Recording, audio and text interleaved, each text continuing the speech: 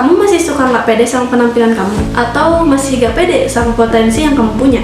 Stop thinking about that. Kamu wajib dengar podcast ini sampai selesai kalau kamu mau tahu cara mengatasi insecurity kamu itu. Assalamualaikum warahmatullahi wabarakatuh. Hi Pod Friends, back again with Nesha on Podfact.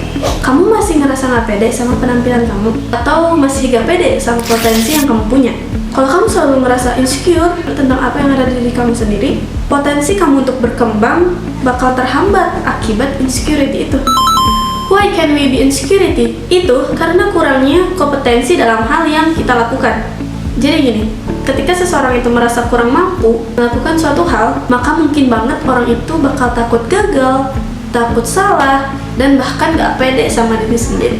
Contohnya, ketika kamu berbicara di depan umum, mungkin kamu belum bisa menyusun atau merangkai kata-kata yang baik dan benar.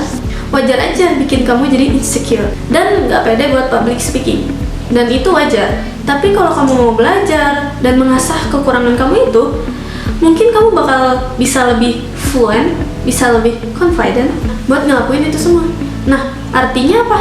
Artinya, keahlian seseorang itu bisa ngaruh ke self-confidence mereka dalam melakukan sesuatu. Tapi ada juga nih, yang mungkin kamu punya keterampilan yang cukup baik, tapi kamu ngerasa gak pede dan takut nggak sama persis sama ekspektasi kamu.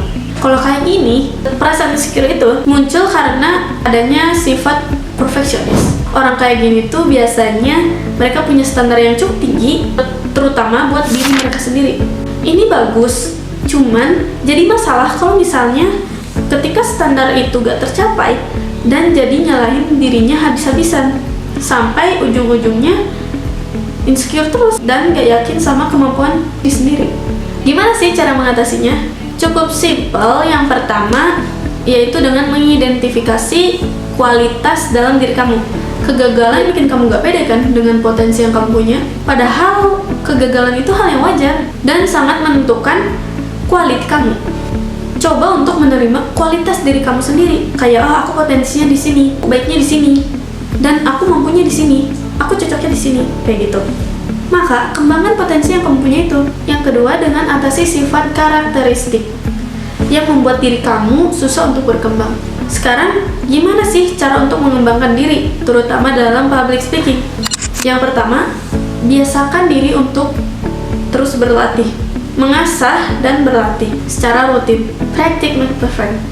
Kamu bisa menjadwalkan latihanmu di buku jurnal atau aplikasi bawaan di handphonemu dan media lain. Selanjutnya, yang terakhir bisa kamu praktikkan yaitu kamu bisa mempraktikkan self-compassion. Menurut aku ini cukup penting karena ketika kita sedang berproses untuk mengembangkan diri atau memperbaiki diri, pasti ada aja yang namanya nggak konsisten. Nah, ketika ini terjadi, kamu bisa melakukan yang namanya self-compassion. Nah, ini tuh untuk apa? Ketika kamu gagal atau gak konsisten, kamu bisa memaafkan diri kamu. Dan ingat aja, failure is something that is normal. Yang penting kamu mau berusaha dan terus memperbaiki kesalahan tersebut. Maafkan diri kamu dan sesekali berilah self-reward untuk mengapresiasi diri kamu atas semua pencapaian yang telah kamu raih. Mungkin cukup sekian yang dapat saya sampaikan. Semoga podcast kali ini dapat bermanfaat bagi yang menonton. Dan ingat, kalau kamu mau berkembang atau memperbaiki diri, buang jauh-jauh rasa insecurity itu. Thank you for watching video until the end. Nantikan episode selanjutnya dari Podfact. Wassalamualaikum warahmatullahi wabarakatuh.